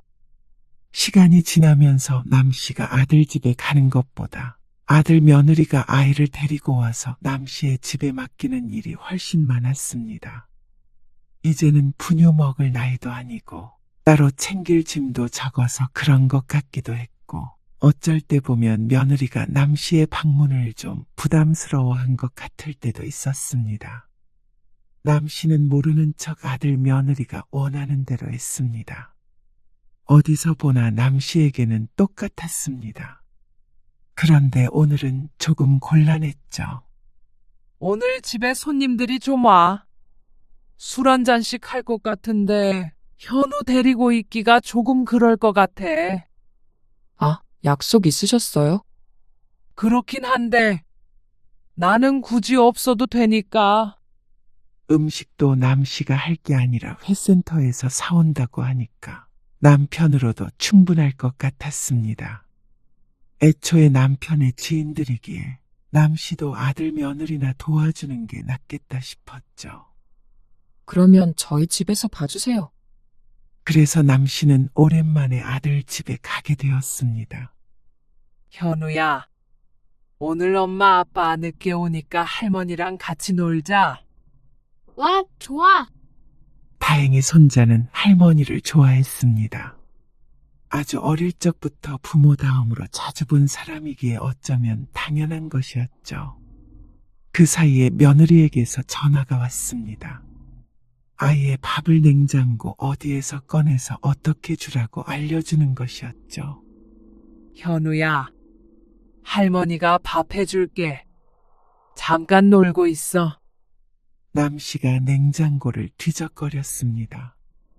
뭐가 어디 있는지 몰라서 여길 열었다 저길 열었다 했는데 우측에 있는 것은 김치 냉장고였습니다. 아, 여기다가 보관하는구나. 남 씨가 매달 보내주는 흑염소 진액이었습니다. 그전에는 냉장고 야채실에 있더니 김치 냉장고로 옮긴 모양이었습니다. 김치통 하나를 비워서 넣어 놓았는데 그 안에 한가득 차 있었습니다. 새로 보낸 지 꽤 됐는데 아직 많이 남았네. 깜빡 잊고 먹지 못했나 생각하며 고개를 갸웃거렸습니다. 가끔씩 물어보면 꼬박꼬박 꼭 챙겨 먹는다던데 말이죠. 남 씨는 대수롭지 않게 생각하고 손자의 밥을 마저 차렸습니다. 그리고 그날 아들 며느리는 손자가 잠들고도 한참 지난 시간에 집에 돌아왔습니다. 저희 술을 마셔가지고 택시 타고 가셔야 되는데 괜찮으시겠어요? 알아서 갈게. 쉬어. 택시 불러드릴게요. 그래. 요 앞에 버스 정류장에서 기다릴게. 조심히 가세요. 남 씨가 아들 내외를 뒤로하고 집을 나섰습니다. 그러면서 입을 쩍 벌리며 하품을 했습니다. 평소에는 10시 전에는 꼭 잠자리에 들었는데 오랜만에 이 시간까지 깨어있는 것 같았습니다. 택시는 금방 왔습니다. 집에 도착하니까 자정에 가까워져 있었죠. 그리고 보름쯤 지난 어느 날이었습니다. 아들 며느리는 주말에 또다시 손자를 맡겼습니다.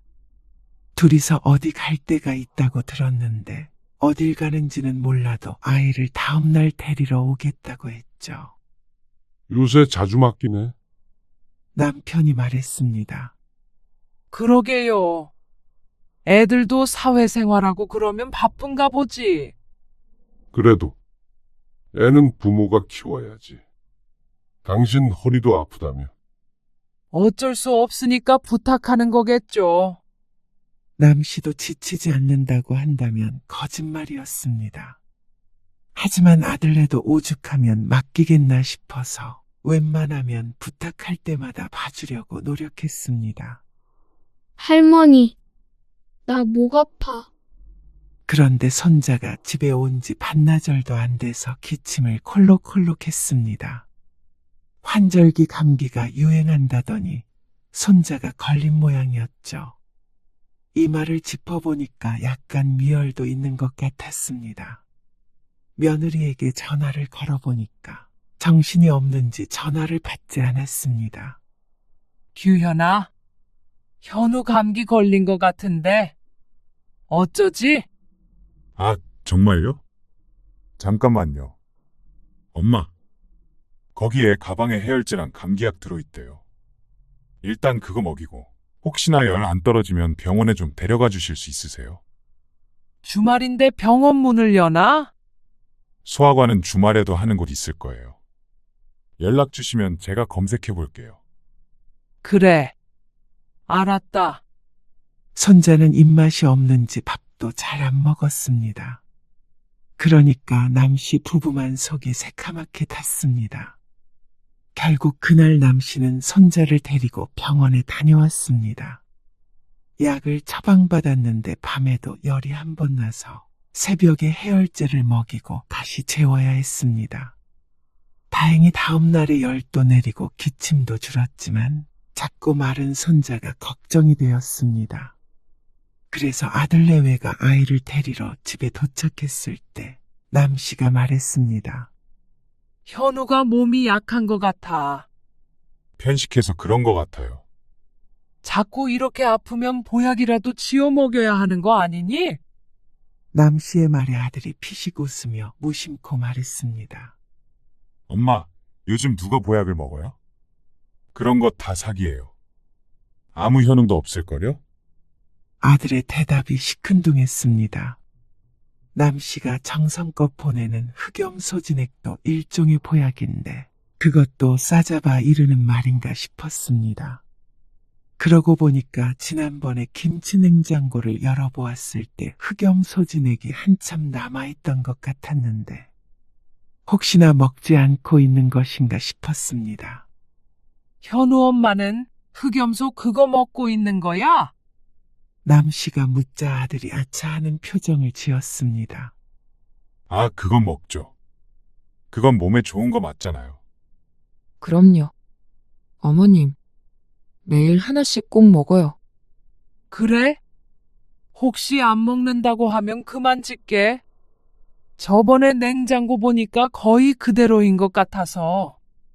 아, 열어보셨어요? 아니에요. 바빠서 며칠 못 먹은 거예요. 잘 챙겨 먹고 있어요. 그럼 계속 보내줘? 그러면 저는 감사하죠. 남씨는 고개를 갸웃거렸습니다. 아들 며느리의 말이 어쩐지 앞뒤가 안 맞는 것 같았습니다. 그래도 잘 먹고 있으니까 계속 보내달라기에 별말을 하지 않았습니다.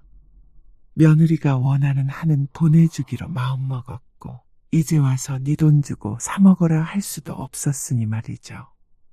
그리고 얼마 뒤에 갑자기 아들네 집에 가게 될 일이 생겼습니다. 며느리가 아이를 두고 급하게 다시 회사에 가봐야 한다며 남씨를 불렀습니다. 현우 아빠도 오늘 야근한다고 그랬는데 제가 지금 현우를 어머님 댁에 데려다 줬다가 다시 돌아갈 시간이 안 될 것 같아서요. 그래. 알았어. 택시 타고 금방 갈게. 남씨가 휴대폰만 들고 얼른 아들네 집으로 갔습니다. 다행히 택시가 정류장에 세워져 있어서 지체 없이 도착할 수가 있었습니다. 며느리는 급하긴 했는지 현관 앞에 서 있다가 남씨가 도착하자 곧장 신발을 신고 나갔습니다. 저 한두 시간 내로 돌아올게요.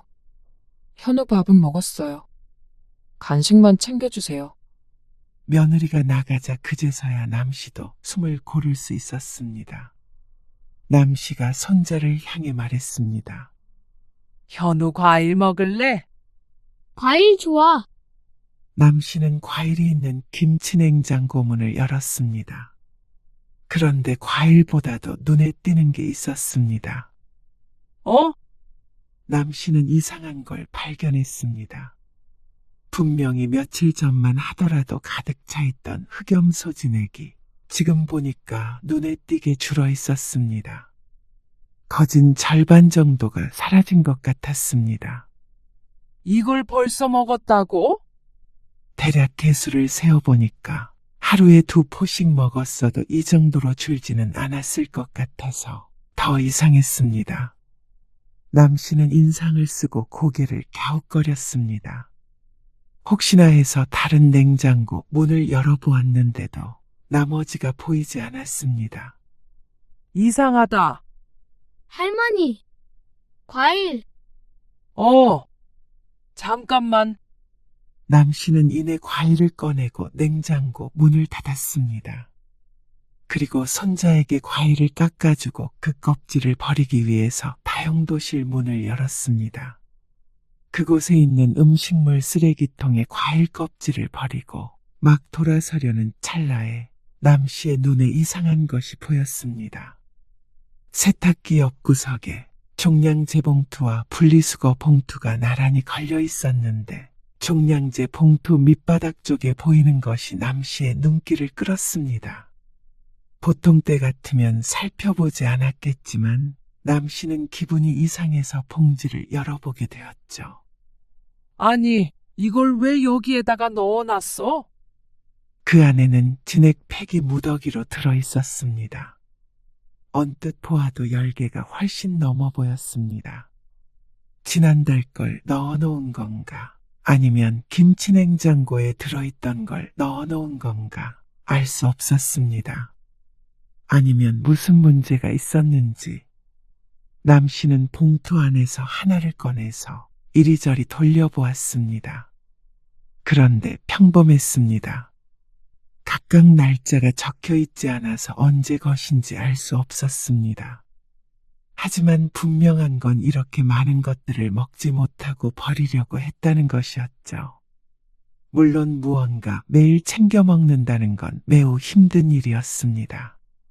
당연히 어쩌다 보면 건너뛸 때도 있을 것이고 그러다 보면 남기도 하겠죠. 매달 일정한 날짜에 보내주기 때문에 남으면 다 먹어치우는 것도 일이겠다 싶기는 했습니다. 그런데 이렇게 한꺼번에 버릴 정도라면 이건 미리 말을 했어야 하는 거 아닌가 싶었습니다. 거의 절반 정도를 버린 것 같은데 이 정도면 어림잡아 9만 원이었습니다. 지금 쓰레기 봉투에 9만 원이 들어있는 것이나 마찬가지였습니다. 다 못 먹었다고 말을 했다면 보름 늦게 보내면 되는 것이었는데 남씨는 매일 잘 먹는다길래 정말로 그런 줄로만 알고 있었죠. 남씨는 심란한 마음을 애써 다잡았습니다. 요새 바빠서 정신이 없다는 건 알고 있었습니다. 그래서 오늘 며느리가 남씨를 급하게 불렀어도 이상하게 생각하지 않았습니다. 회사에서 승진을 앞두고 있다면서 남씨에게 아이를 자주 맡겼으니 말이죠. 그런데 아무리 그래도 이렇게 귀한 걸 버리나 싶어 속상하기도 했습니다. 지난번에 꽉 차 있던 걸 확인했는데 오늘 보니 절반밖에 없어서 이상하긴 했습니다. 아마 남씨의 말에 버린 것 같았죠. 남씨는 이따가 며느리가 오면 이걸 보여주며 따져야 하나 생각했다가 이내 고개를 저었습니다. 그러고는 다시 진액을 제자리에 두었습니다. 혹시나 며느리가 쓰레기 봉투를 뒤진 거냐며 따지면 남씨도 할 말이 없었습니다. 그리고 매번 그런 것도 아니고 이번에 남씨가 안 먹으면 그만 보내겠다는 말을 해서 급한 마음에 버린 거라고 생각했습니다. 그렇게 생각하면 눈 감고 모른 척 하는 게 맞는 것 같았습니다. 다만 며느리가 집에 온 뒤 남씨가 돌아가기 전에 지나가는 말투로 넌지시 얘기했습니다. 혹시나 흑염소 마시는 거 깜빡했으면 다음날 2개 마셔. 2개 먹어도 된다고 했으니까. 네? 아, 네. 그럴게요. 억지로 그러라는 건 아니고. 너 요새 바쁘다길래 못 챙겨 먹는 날도 있을 거 아니야. 그리고 앞으로 주문할 때 얼마나 남았는지 물어보고 할 테니까 억지로 먹진 말어. 며느리는 왜 그런 말을 하냐는 듯 맑은 표정으로 대꾸했습니다. 아, 잘 먹고 있어요. 늘 보내주시는 날짜에 보내시면 돼요. 그 말에 남씨는 잠시 침묵하다가 웃으며 알았다고 하고 현관문을 열었습니다. 앞으로는 며느리의 말처럼 잘 먹겠지 생각하며 집으로 돌아갔습니다. 그런데 한 달쯤 뒤에 남씨는 정말 기분 나쁜 경험을 하게 되었습니다. 그날은 오랜만에 아들네 집에 가게 된 날이었습니다. 최근에는 덜 바빠졌다며 아이도 덜 맡겼고 맡긴다고 하더라도 남씨의 집에서 돌봤는데 한 달 만에 가게 된 것이었습니다. 주말이었는데 3시간 정도만 봐주면 된다고 했습니다. 밥을 해줄 필요도 없다고 했죠. 그래서 남씨도 가벼운 마음으로 거실에서 아이와 놀고 있는데 갑자기 거실 벽면에 있던 인터폰이 울렸습니다. 전화벨 소리처럼 들리는 소리에 남씨가 어리둥절해하며 다가갔습니다. 관리실이라는 글자가 떠 있었고 전화 표시가 보였죠. 뭐가 뭔지 몰라서 초록색 전화 그림을 눌렀더니 사람 목소리가 들렸습니다. 예, 여기 관리실인데요. 아, 네. 무슨 일이신데 그러시죠? 여기 잠깐 내려와 보셔야겠어요. 여기 아들네 집이라. 아침에 버린 쓰레기, 이거 다시 가지고 올라가셔요. 네? 쓰레기를 왜요? 관리실에서는 내려와서 보라고 남씨를 1층으로 불렀습니다. 남씨는 어리둥절해하며 손자를 데리고 함께 관리실 쪽으로 향했습니다. 관리실 직원이 심각한 표정으로 컴퓨터 화면을 보고 있었습니다. 이거 보세요. 1204호에서 계속 이렇게 음식물을 제대로 분리 안 하고 일반 쓰레기에 버리고 있어요. 화면에는 며느리가 봉투를 들고 분리수거장으로 걸어가는 모습이 찍혀 있었습니다. 오늘 아침인 듯 같은 차림새였습니다. 음식물이라니요? 여기 봉투 안에 액체류가 가득 들어 있어요. 무겁기는 얼마나 무거운지. 이렇게 버리면 과태료 물어야 해요. 남씨가 쓰레기 봉투 안을 보고는 숨을 들이켰습니다. 그 안에는 흑염 소진액이까지도 않은 상태로 수십 포가 들어 있었습니다. 한 달치인 30개보다도 훨씬 많아 보이는 게 어딘가에 모아놨다가 한꺼번에 버린 것 같은 모양새였습니다. 이게 왜 이렇게? 저야 모르죠. 한두 번도 아니고 말이에요. 그동안 이것 때문에 얼마나 골치 아팠는데요. 다른 쓰레기도 없이 이렇게만 버려서 누가 이랬는지도 모르고. 그래서 제가 카메라 확인하느라 하루 종일 눈알이 빠지는 줄 알았다고요. 죄송합니다. 이거 가지고 가셔서 안에 액체는 버리고 새로 분류해서 버리세요. 남씨는 봉투를 들고 집으로 돌아왔습니다. 분노와 배신감에 온몸이 떨렸습니다. 이렇게 많은 양을 버렸는데 한두 번이 아니라니. 그러면 그동안 얼마나 많이 버려왔나 싶었습니다. 지난번에 쓰레기 봉투에서 보았던 것은 애교 수준이었습니다.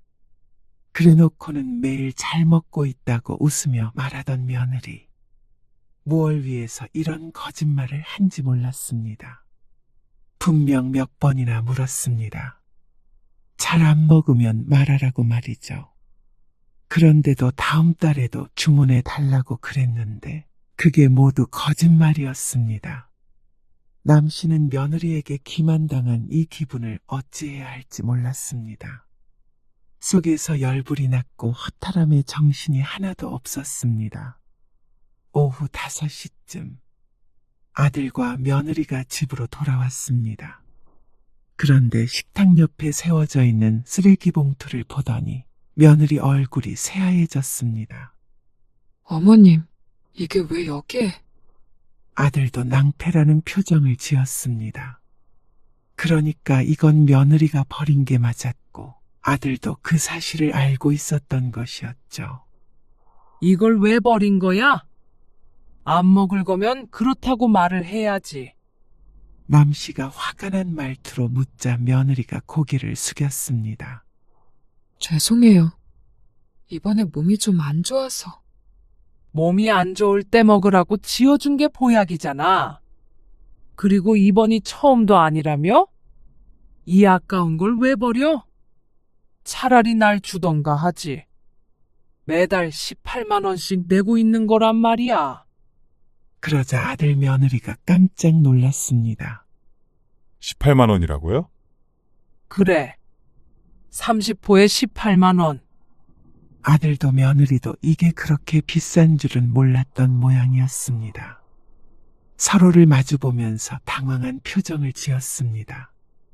비싸고 안 비싸고를 떠나서 현우 엄마 위해서 보내준 건데 그걸 이렇게 버려버리니?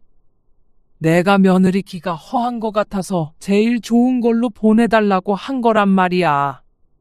그러자 아들도 한숨을 쉬었습니다. 난감한 얼굴로 뒷머리를 벅벅 긁었죠. 그러면 하나에 6천 원 꼴이네요. 아들에겐 금액이 중요한 모양이었습니다. 몰랐어요. 말씀을 하시지. 뭐? 좋은 거라고 잘 챙겨 먹으라고 했잖아. 근데 너희가 그걸 받아서 먹지도 않고 죄다 버렸잖니? 그리고 싼 거면 버려도 된다는 말이야? 어머님, 이제부터 정말 잘 먹을게요. 됐어. 다음 달부터 안 보낼 테니까 그런 줄 알아? 아니에요.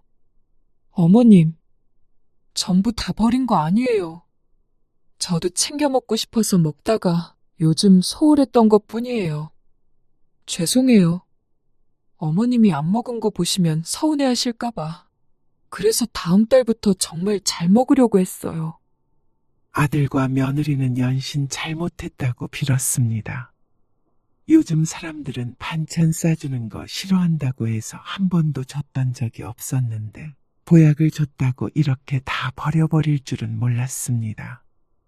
그런데 이렇게까지 사과하며 먹겠다고 하는데 남씨의 마음이 약해졌습니다. 관리실 말을 들어보면 그동안 상당히 버렸던 것 같은데 그럼에도 불구하고 앞으로 먹겠다는 말은 진실되게 들렸습니다. 비싼 거라고 하니까 이제야 그럴 마음이 든 것인지 이러나 저러나 남씨의 상한 마음을 되돌릴 수는 없었습니다. 남씨는 한숨을 쉬었습니다. 이미 엎질러진 물이었고 너무 속상해서 견딜 수가 없었지만 고개를 푹 숙이고 사과하는 며느리를 보니 한 번 더 믿어보자는 생각이 들었습니다. 못 먹으면 하루에 2개 먹을게요. 절대 안 버려요. 아이고, 알았다. 이것도 제가 데워서 먹을게요. 됐어. 냉장고에 있는 거나 잘 먹어. 쓰레기 봉투로 들어갔던 걸 꺼내려는 며느리를 남씨가 말렸습니다. 아무리 밀봉이 되어 있는 것이라고 해도 쓰레기장까지 나갔다 온 걸 꺼내서 먹으라는 건 너무한 것 같아서 말이죠. 그리고 그 뒤로는 정말로 며느리가 진액을 잘 먹는 것 같았습니다. 아들도 며느리가 마시고 있는 장면을 사진으로 찍어서 보내주기도 했습니다. 잘 먹는 거 믿으니까 이제 이런 거 안 보내도 돼. 그런 거 하나하나 의심하며 사는 것도 피곤했습니다. 어련히 잘 먹으니까 계속 사달라는 것이겠거니 생각했습니다. 이미 버린 수십만 원은 아깝긴 했지만 잊어버리자 생각했죠. 그리고 또다시 2달 정도가 흘렀습니다. 아들네 집에 가볼 일은 그 뒤로 없었습니다. 그런데 어쩜 이렇게 운명이 얄궂은지 2달 만에 간 아들 집에서 남씨는 또다시 뒷목을 잡아야 했습니다. 그것도 우연히 들은 통화 내용 때문에 말이죠. 흑염소? 오늘 오는 날이야. 걱정 마, 어머님한테는 다 먹어서 없는 거라고 했으니까. 현우는 어머님이랑 있지? 잘 먹고 있지? 손자가 하도 심심해하는 바람에 며느리를 기다리며 놀이터에 나와 있었습니다. 어둑어둑해서 10분 정도만 그네를 태우고 들어가려고 했죠.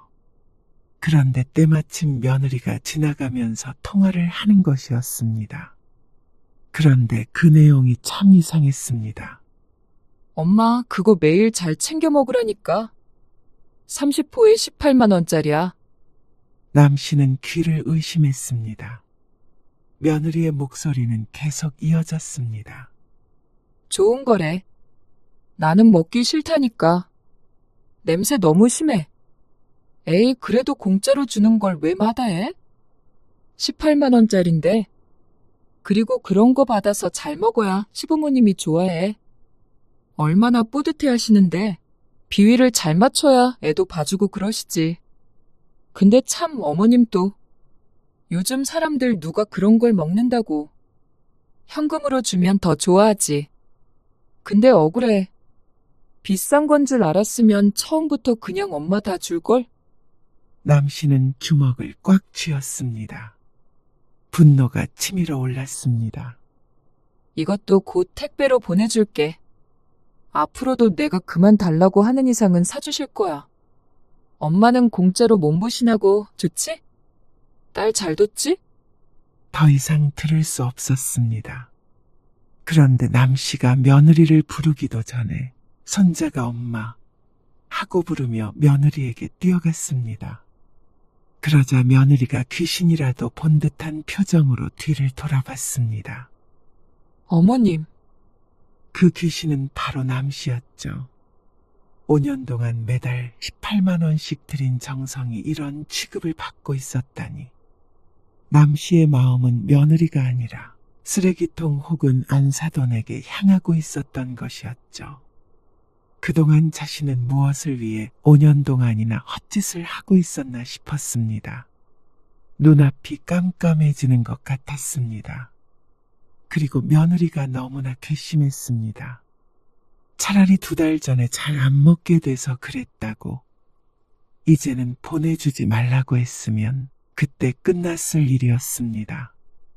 비싼 것이라고 하니까 굳이 받아서 친정엄마를 줄 거라고는 상상조차 하지 못했습니다.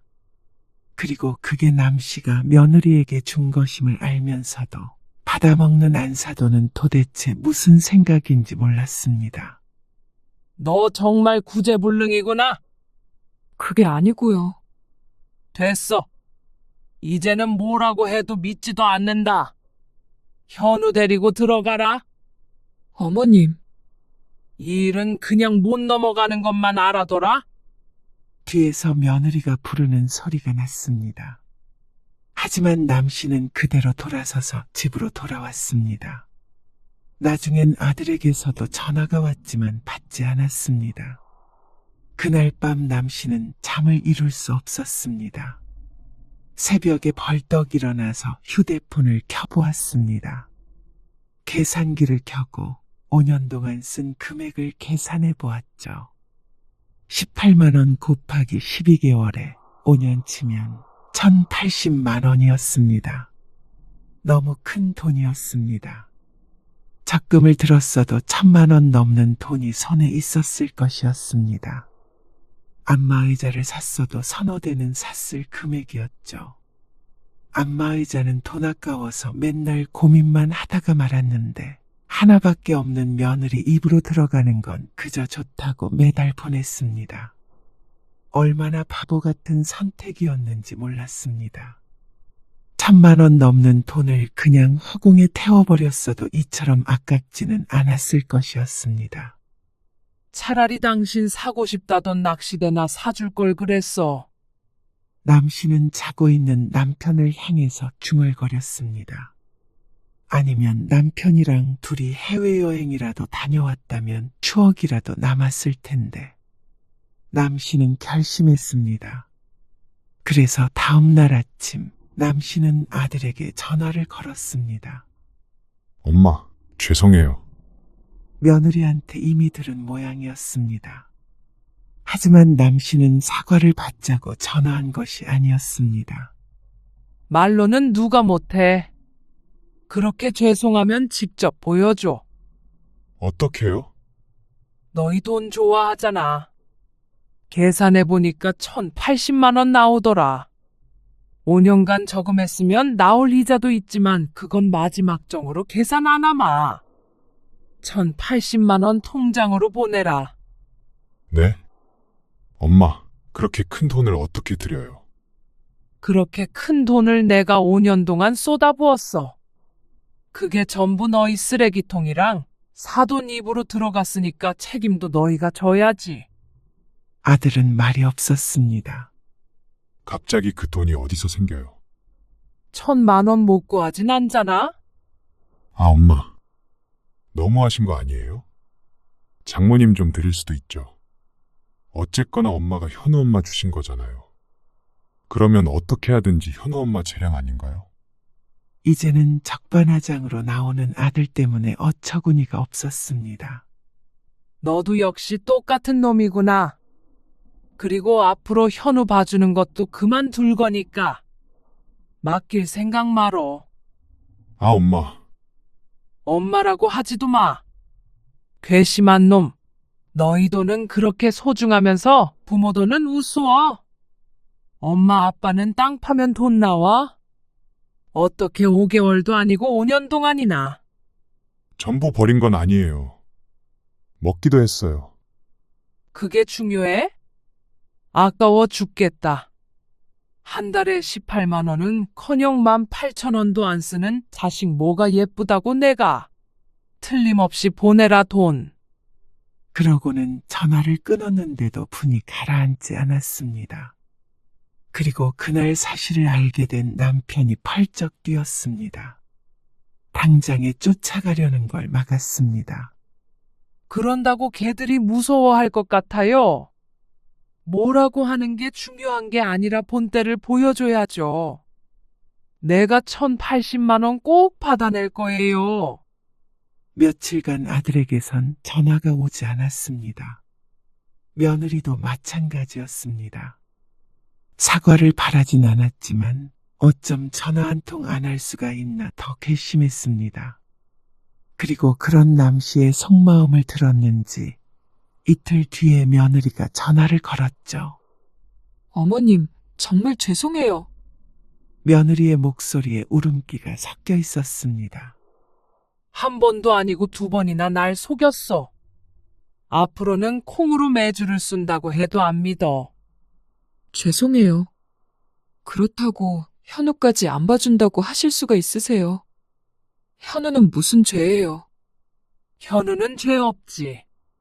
죄는 너희한테 있지.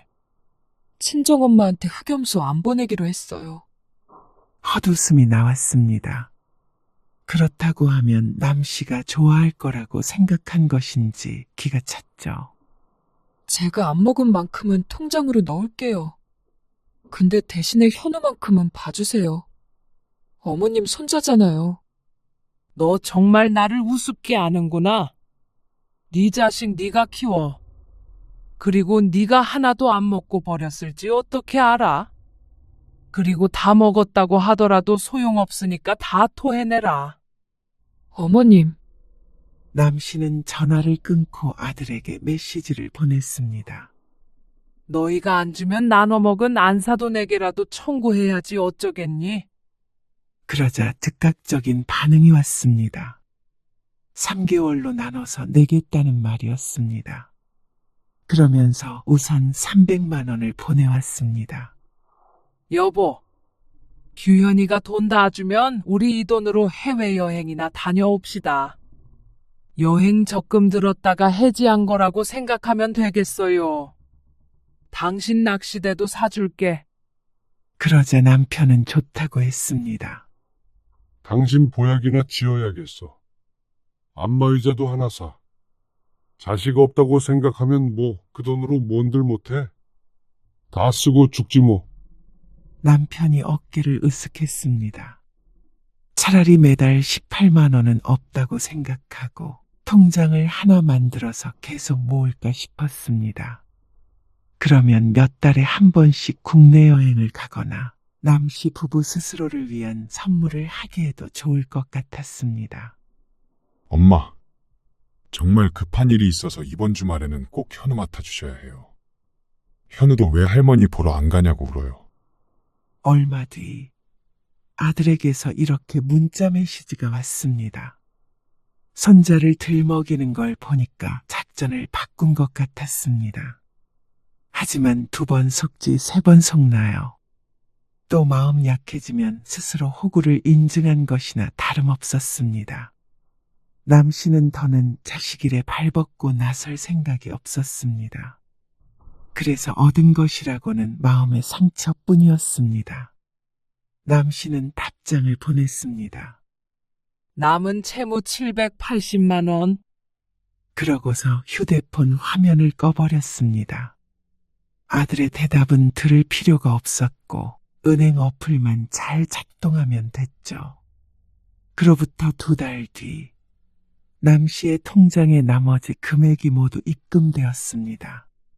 남 씨 부부는 약속대로 그 돈으로 동남아 패키지 여행을 예약했고 남은 돈으로는 둘이서 쓸 안마의자를 구입했습니다.